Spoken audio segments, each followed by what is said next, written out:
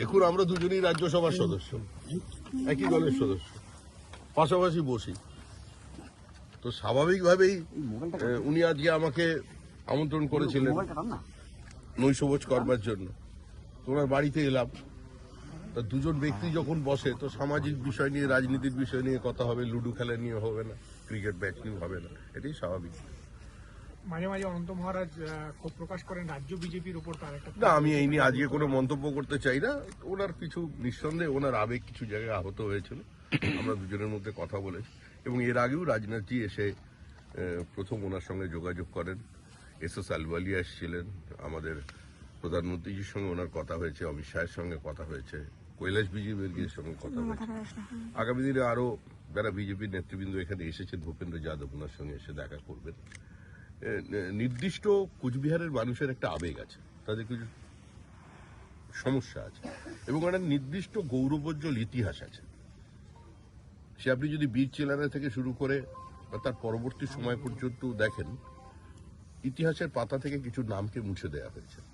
এই যে distorted Indian history, যে কথা আমরা বারবার বলছি, সে বিষয়ে আমাদের একটা ভবিষ্যৎ পরিকল্পনা আছে এই নিয়ে। আর এই পরিকল্পনাটা নিঃসন্দেহে কোনো কারোর আবেগকে স্পর্শ করা বা কোনো ব্যক্তি বিশেষের দাবি কি মহারাজের দাবি, বিষয়টা এরকম নয়। এটা সার্বিকভাবে যারা আমাদের দেশের গৌরব, যারা এই বিস্তীর্ণ অঞ্চলে একটা নির্দিষ্ট ইতিহাস তৈরি করে দিয়েছিলেন বিপক্ষ অবস্থানে দাঁড়িয়ে, সেটা কিন্তু আমরা মুছে দিয়েছি ইতিহাস থেকে। তো সেই নিয়ে আমাদের আলাপ আলোচনা হয়েছে, তবে পুরো কথা তো আপনাদের বলা সম্ভব নয়। গত লোকসভা নির্বাচনে না, আমি এই নিয়ে আজকের এই নিয়ে কোনো আলোচনা বিষয় নেই। একদম সুন্দর পর্যন্ত দাদা ভাইয়ের আলোচনা হয়েছে। আমাদের দিদি মালতীদি, তিনি এখানে বিধায়ক এখানে আছেন, জেলা সভাপতি আছেন, সঞ্জয় চক্রবর্তী এসেছিলেন, ওনারও যারা সহযোগী আছেন। আমি বলছি এই বিষয় নিয়ে আমার আলোচনা করার এখতিয়ার নেই। যাদের আলোচনা করার আছে তারা ওনার সঙ্গে। এখন থেকে কি জেলার কর্মসূচিতে দেখা যাবে ওনাকে? কাকে? জেলার কোনো কর্মসূচিতে দেখা যাবে ওনাকে? ওনাকে তো আপনি সবসময় দেখতে পাচ্ছেন। উনি রাজ্যসভার সাংসদের পাশাপাশি গ্রেটার কোচবিহার পিপল অ্যাসোসিয়েশন, উনি ওনাকে ওনার অবস্থান না, উনি আমার কাছে কোনো সমর্থন।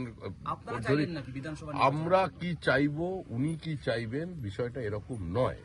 আজকের আমি এই বাড়িতে প্রথম এসেছি, এটা শুধু সৌজন্য সাক্ষাৎকার নয়, নিঃসন্দেহে তার মধ্যে রাজনীতি আছে, এটা অস্বীকার করবার কোথাও কোনো জায়গা নেই। আর কেন ম্যানেজ বা করবো?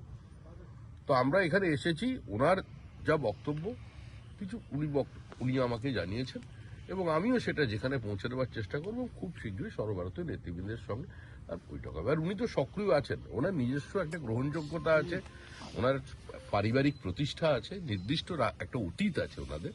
তো স্বাভাবিকভাবেই এই কুচবিহার এবং পার্শ্ববর্তী অঞ্চল, শুধু কুচবিহার কেন, মালদা, দিনাজপুর, সর্বক্ষেত্রেই আসামের একটা অঞ্চলে সব জায়গায় তার গ্রহণযোগ্যতা আছে। তো তিনি তো সবসময় ঘুরছেন। একটু হিন্দিতে দাদা, একটু হিন্দিতে মুলাকাত কি অনন্ত মহারাজ? হিন্দি নেই।